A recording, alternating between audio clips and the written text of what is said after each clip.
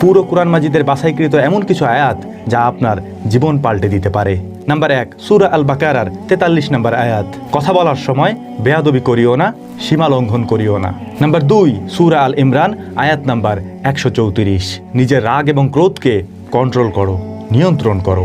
Number 3, সূরা আল কাসাস আয়াত number 177, অন্যের সাথে ভালো আচরণ করো। নাম্বার 4, সূরা আন নাহাল আয়াত নাম্বার 23, অহংকার করিও না। নাম্বার 5, সূরা আন নূর আয়াত নাম্বার 22, অন্যের ভুল ত্রুটি ক্ষমা করে দাও।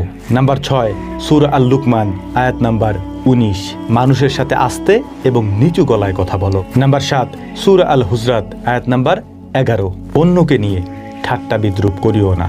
নাম্বার 8, সূরা আন নূর আয়াত নাম্বার 58, পিতামাতার অনুমতি ব্যতীত তাদের ঘরে প্রবেশ করিও না। আল্লাহ রাব্বুল আলামিন আমাদেরকে এগুলি আমল করার এবং পালন করার তৌফিক দান করুন।